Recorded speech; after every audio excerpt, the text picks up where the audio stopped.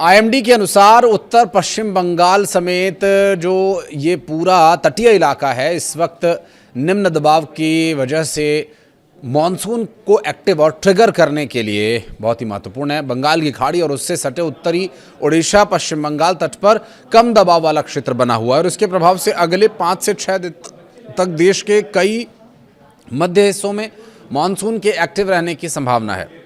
मौसम विभाग के अनुसार अगले 2 से 3 दिन में दक्षिण पश्चिम मॉनसून के उत्तर अरब सागर, गुजरात, मध्य प्रदेश और बाकी हिस्सों जिसमें हरियाणा, पंजाब, राजस्थान के कुछ इलाके भी शामिल हैं, मॉनसून आगे बढ़ने के संकेत मिल रहे हैं। हालात इसके अनुकूल बन रहे हैं और अगले 24 घंटे बेहद खतरनाक भी साबित होने वाले हैं उन लोगों के लिए जो घरों से बाहर हैं या जो ऐसे इलाकों में हैं जहां पर तेज़ बारिश की वजह से जल स्तर बढ़ने वाला है।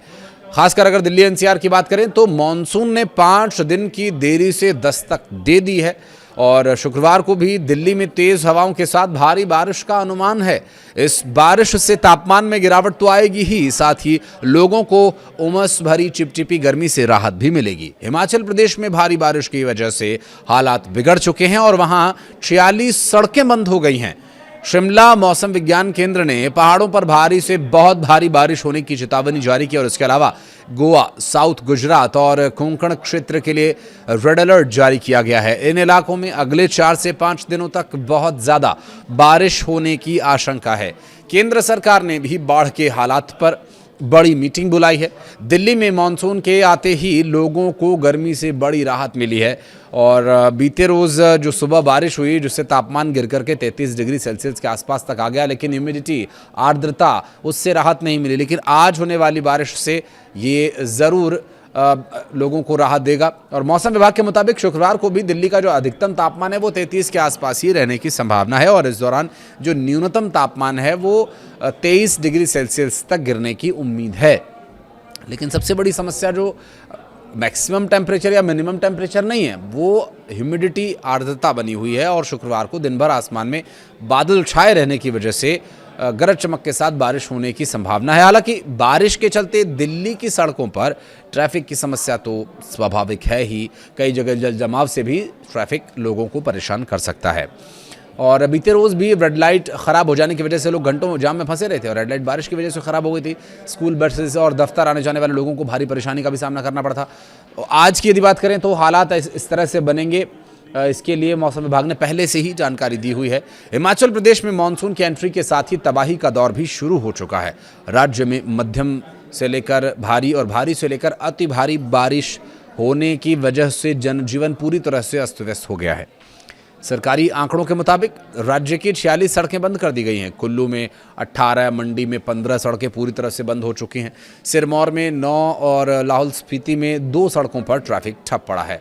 शिमला मौसम केंद्र ने राज्य में भारी से बहुत भारी बारिश का ऑरेंज अलर्ट जारी कर दिया है। ये अलर्ट 2 जुलाई से 5 जुलाई तक के लिए लागू रहेगा। मौसम विभाग ने पर्यटकों और स्थानीय लोगों को सावधान रहने की सलाह भी दी है। लैंडस्लाइड वाले इलाकों में और नदियों के आसपास लोगों से न जाने के लिए भी अपील की गई है और साफ निर्देश है कि बिल्कुल भी ट्राई भी ना करें। देश के पश्चिमी तट पर मानसून का सबसे खतरनाक रूप देखने को मिल रहा है। मौसम विभाग ने गोवा, दक्षिणी गुजरात और कोंकण क्षेत्र के लिए रेड अलर्ट जारी किया है। इन सभी इलाकों में अगले 4 से 5 दिनों तक अत्यंत भारी बारिश होने का अनुमान है। अगर पश्चिम भारत की बात करें तो मुंबई के जुहू में पिछले 24 घंटों में 205 मिलीमीटर बारिश दर्ज की जा चुकी है। लगातार हो रही बारिश से इन राज्यों के निचले इलाकों में पानी भरने का खतरा भी बढ़ गया है। प्रशासन ने राहत और बचाव टीमों को पूरी तरह से अलर्ट पर रखा हुआ है। इसके साथ ही राजस्थान में भी मानसून 7 दिन की देरी से पहुंच गया। जयपुर, टोंक और अलवर में बारिश का दौर शुरू हो चुका है। देश में एक तरफ बाढ़, दूसरी तरफ कम बारिश को लेकर केंद्र सरकार पूरी तरह से एक्शन में आ चुकी है। प्रधानमंत्री नरेंद्र मोदी की अध्यक्षता में केंद्रीय कैबिनेट की एक अहम मीटिंग भी हुई और इस मीटिंग में देश के मौसम, उत्तर पूर्व में आई बाढ़ और हालातों की समीक्षा की गई। प्रधानमंत्री नरेंद्र मोदी ने सभी मंत्रालयों को आपस में तालमेल बना करके काम करने के निर्देश दिए हैं। कृषि और पानी और बिजली सप्लाई पर पड़ने वाले असर से निपटने के लिए एडवांस प्लान बनाने के लिए भी कहा गया है। मौसम विभाग ने जुलाई में देश के कुछ हिस्सों में सामान्य से कम बारिश होने का अनुमान लगाया, तो वहीं केंद्रीय कृषि मंत्री शिवराज सिंह चौहान और किरेन रिजिजू असम और अरुणाचल प्रदेश के बाढ़ प्रभावित इलाकों का दौरा भी कर रहे हैं, जिससे वहां के लोगों को कुछ राहत दी जा सके सरकार की ओर से किए जा रहे प्रयासों के चलते। बहरहाल मौसम की तरफ से दी जाने वाली जो जानकारी है वो हम आप तक पहुंचा रहे थे, इसलिए ताकि आप भी देखिए, क्योंकि उत्तराखंड में भी चारधाम यात्रा चल रही है और चारधाम यात्रा में जाने वाले श्रद्धालु या वो श्रद्धालु जो निकल चुके हैं ऑलरेडी, अगर उन तक ये वीडियो पहुंच रहा है तो बहुत सावधानी से आप जाएं, और जो जाने की प्लानिंग कर रहे हैं तो वो कुछ दिन के लिए अपने प्लान को टाल दें, क्योंकि ये बारिश पहाड़ों में काफ़ी असर डालती है, यात्रा पर भी असर पड़ता है और यात्रियों पर भी।